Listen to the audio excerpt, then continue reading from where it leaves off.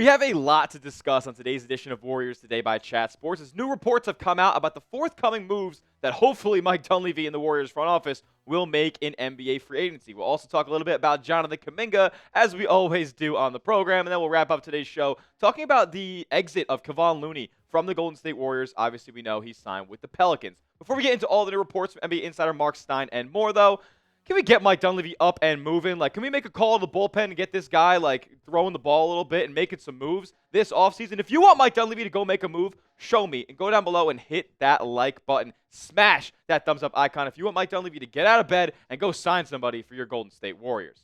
All right, let's get into this quote from Marc Stein himself. Honestly, in my opinion, one of the more tapped-in individuals that could be called an NBA insider these days. And he went on Willard and Dibs over on 97.5 The Game, and he said, "My expectation is that one way or the other, the Warriors are going to end up with both Al Horford and De'Anthony Melton on their roster, and they still have interest in Bradley Beal." Well, that last note, not so fast on that one, because I had to rewrite this whole goddamn show today because Bradley Beal went out and signed with the Los Angeles Clippers, 2 years, $11 million. And I was a little bit not shocked by the move, but a little surprised because we had just heard the reports that Bradley Beal had to forfeit $14 million remaining on his salary with the Phoenix Suns in order to get bought out and get waived and just move on to his next landing spot in his NBA career. But we had also heard that he wanted to recoup a lot of that $14 million back so he wouldn't really lose any money going from team to team. Well, that really can't happen anymore, not only because he took the $5.5 million a year deal,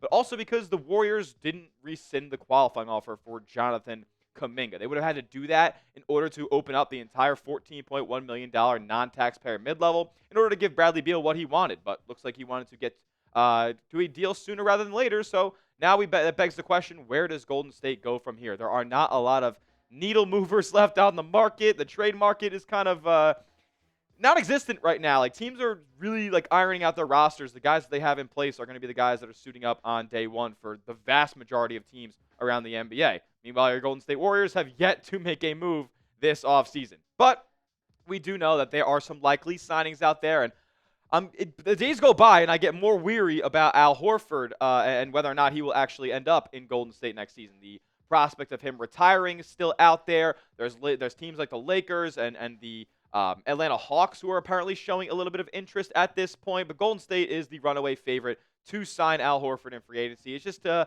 matter of time now, it seems, for him to make a decision. And that decision has not been made yet as to whether or not he'll actually play in the NBA next season or call it a career, as he just announced his fifth or sixth child.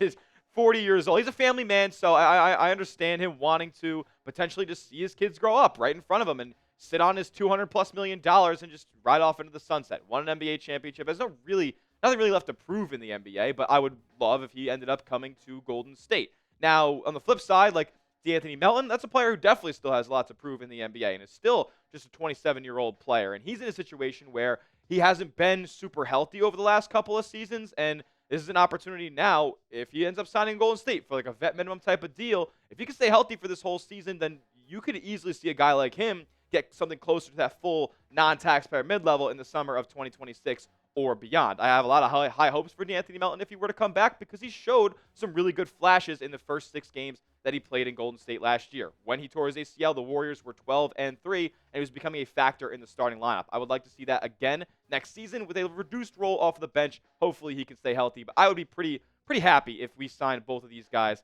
sooner rather than later, to be honest, because the well is drying up. And would you guys be happy? Would you guys feel the same way? I know a lot of people would feel a little bit underwhelmed by these being Golden State's big free agency signings this summer, but let me know. Would you be happy signing Al Horford and De'Anthony Melton? Let me know in the comment section, yes or no.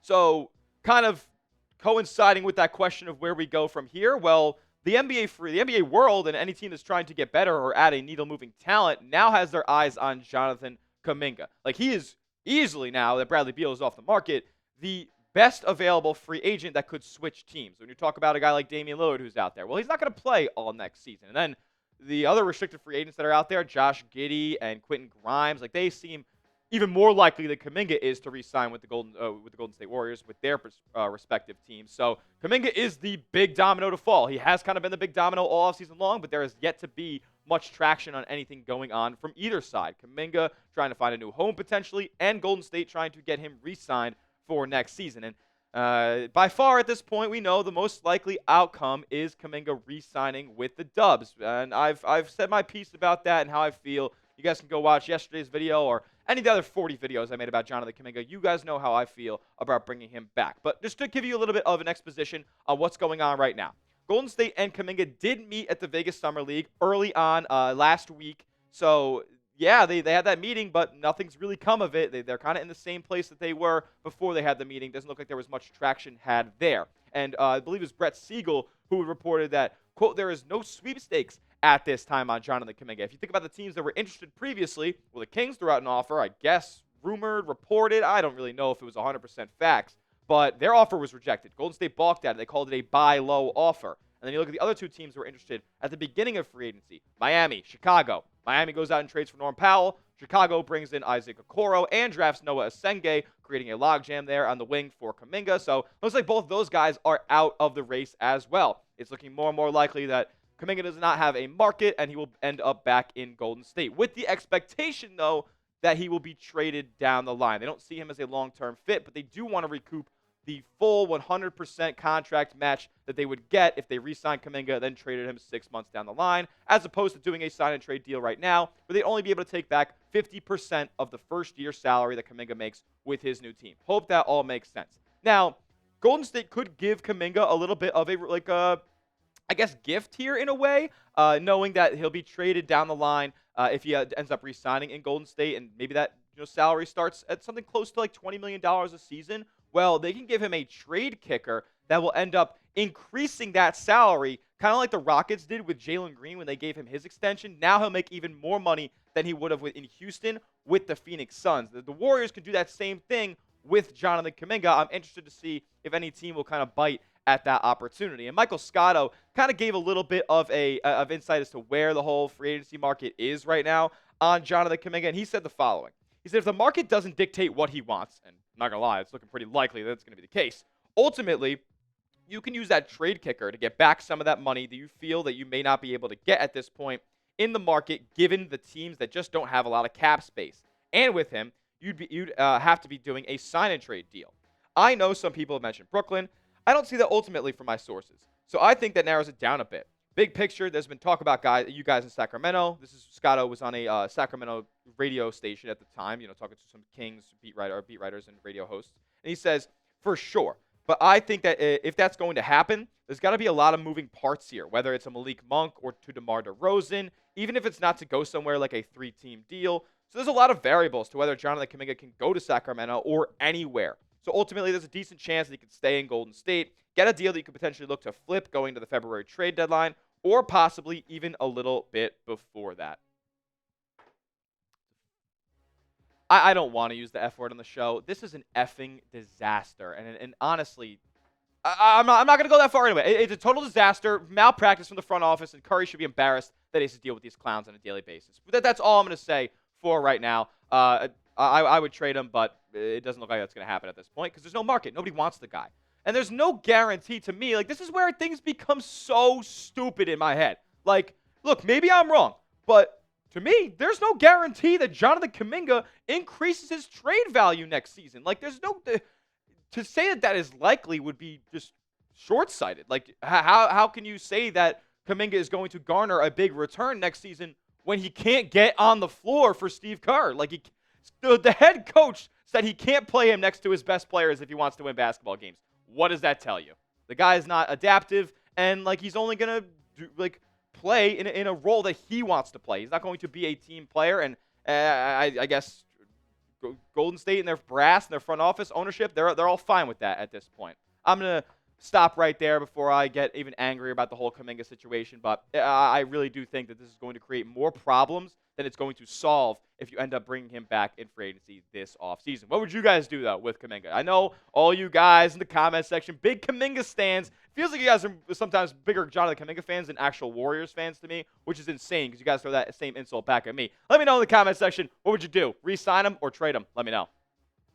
All right, next, to wrap up today's show, I wanted to, like, this was never going to be a full, show topic, but I wanted to kind of get into the details as Kavalon Looney joined the Warriors Plus Minus podcast and detailed his exit from Golden State, and you're going to want to stick around for that. But make sure you are subscribed to the channel first because we have 100% free Warriors daily content. We compile everything from something like the Warriors Plus Minus podcast or an article from The Athletic or, something from ESPN, like anything that comes out. If a Warriors writer goes on a radio show, we're going to have all that content for you guys. Any and all Warriors rumors, news, nuggets, anything that comes out all offseason long, we're bringing you guys a video. So lock us in and hit that subscribe button for free Warriors content every single day. All right, Kavalon Looney apparently is not very happy with how things ended in Golden State. Now, I'm not going to say that he's not happy with, leaving Golden State at all. He's just unhappy with how things kind of unfolded down the stretch of last season and into the playoffs. And I'll let you guys listen to the full quote here from Looney himself. And he said, "It was anybody but me." And this was when the people on the podcast, I believe Marcus Thompson, had asked him, "Do you think Quentin Post kind of ate into your minutes a little bit down the stretch of last season?" He was like, "It was anybody but me, it seemed like at this point. It wasn't no one moment. Even this year, probably the playoffs, we're going up against Steven Adams, and this is what I do, and they're not really giving me a chance to really let me do what I do. It's like, all right, y'all don't trust me? I thought y'all trusted me. They put me in at the end of Game 7. It's like, why do we even have to wait that long to this point?" I get it. I understand that Looney is definitely the more, I guess I would say reliable around the rim big for Golden State rather than a guy like Quentin Post or TJD could have been for the Dubs in those scenarios. And I'll be honest, I wanted Looney back out there on the floor more often than not. But then when you think about it, a little bit more closely, it's like, well, Golden State wasn't going to give Kavalon Looney the money that he got in free agency. I am very, very thankful for Kavalon Looney, but, if I were him, I'd just be happy that the team gave me $16 million. Golden State wasn't giving him nearly $16 million on any type of deal. The Pelicans are a terrible front office. Kavalon Looney should be thankful that he swindled them and his agents swindled them into giving him $8 million a year because he doesn't really deserve it at this point in his career. Let's be honest. He couldn't get out there on the floor for a team that was bad at the center position. These beats are probably not that good. And look, I'm very thankful for Looney. He is a Warrior for life. You could argue number in the rafters type thing. He is that type of even bigger than a Nick Collison was for the Oklahoma City Thunder. This guy played big time minutes, was an integral part of multiple championship runs, and he's as Warrior blooded as anybody that has been a part of this entire run. So I'm thankful for what he did, and I wish it wasn't this way. I wish he didn't have kind of bad blood through the whole ending scenario with it all, because I want Loon to come back later on and be celebrated at all these different Warrior events. And I'm sure that's going to be the case, but for now, he seems a little bit salty at this point. Now, I was kind of thinking to myself, man, does Kavalon Looney really thinks he is the man? And I'm did he actually deserve this money that he got from the Pelicans? Am I sleeping on Looney a little bit? Then I looked to my guy, the Sage, on Twitter. He is a certified Kuminga hater, I will tell you that. And he said that Looney's true shooting percentage declined from the 80th percentile to the 26th percentile. He's a bottom corner efficiency player in the league. And then his rim field goal percentage declined from the 76th percentile, top quarter of the league, to the 33rd percentile, bottom third of the league. So he was a completely inefficient player at the things he was most efficient at doing. Let the Pelicans deal with that. Didn't have to give him $8 million a season. Did the Warriors make a mistake, though, with Kavalon Looney? What do you guys think? Yes or no? You let me know down in the comment section if the Warriors made a mistake letting Loon walk and handling his situation down the stretch of last season. And make sure you're subscribed one more time to the channel, youtube.com/WarriorsTV, for the best Warriors offseason content all summer long. We'll see you guys in the next one. And as always, let's go Dubs.